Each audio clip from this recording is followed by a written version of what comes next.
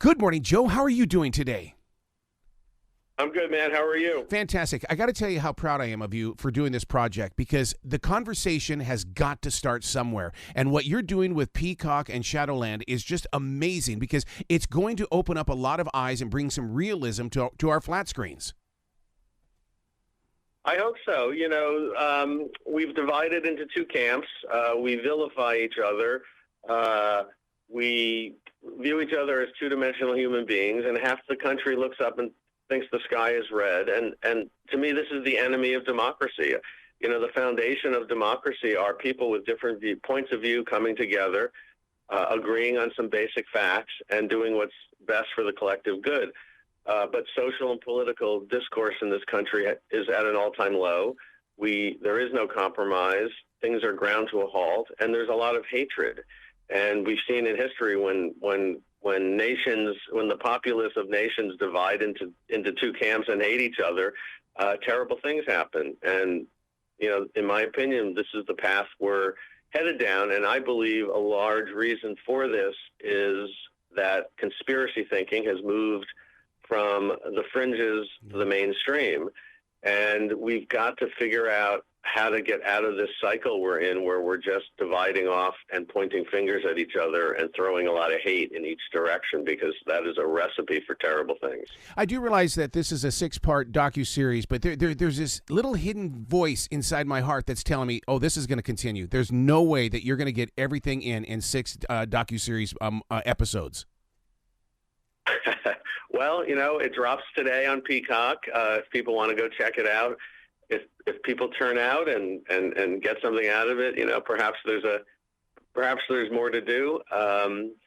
Look, to me, it's the most important issue of the day. The people who went to January, who stormed the Capitol on January 6th, many of them believe that they are the patriots. Many of them believe that the country is, the country's been stolen by a cabal of blood-drinking pedophiles. I mean, truly, people believe that stuff. And or for other reasons, they went to the Capitol thinking they were the patriots saving America. So when you get into that kind of a situation where the reality for people is so different than what you think, it is a recipe for violence. It's a recipe for civil war. We really have to, and at the very least, it's the seeds of our democracy crumbling, because when people don't know what the truth is, that's when authoritarianism knocks on the door. Yeah. Do you put any focus on the people that are on the white picket fence, those that look at both sides going, holy crap, I don't know what side to be on? Not really. To me, those people should be the audience of the show. Really, we embed with various characters who believe very different things than what I believe.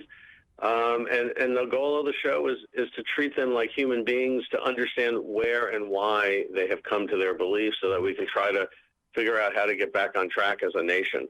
So what's worse, a community connected to conspiracies or a cult? Because it's still all about what they believe and what they're doing with what they believe. Yeah, but, again, I don't want to, when we start saying like they're like a cult, they're like this, that's when we start dehumanizing people. Right.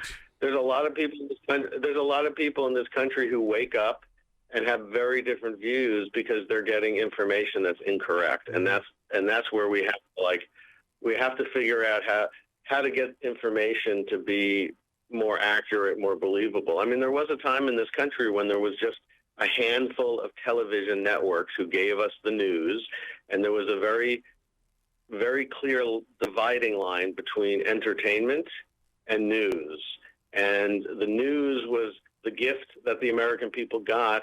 That was the obligation of the network for getting an FCC license to broadcast. And so there was always this wall, and then came the explosion of the cable universe and the 24-hour news cycle, and all of a sudden that wall between news and entertainment, the blurring of that line came down, and news became like any other piece of entertainment, ratings-driven, opinion-driven. Yep. And those are the seeds of a lot of the misinformation that has become the norm. And when that intersected with social media and basically unregulated, unfettered information flow being dumped on people with all sorts of nefarious intent, we've lost control of what is true, and that is the biggest challenge facing democracy, and that is what has allowed conspiracy theories to flourish. It all reminds me of the telephone game, because you were talking about the opinion-generated news and stuff like that. I hear it, and then by the time I tell somebody about it, trust me, I didn't get it accurate. I bent the story, and then it bends and it bends and it bends by the time it gets back, and it has nothing to do with the original story. Exactly, and the problem is people deeply believe these things and take action.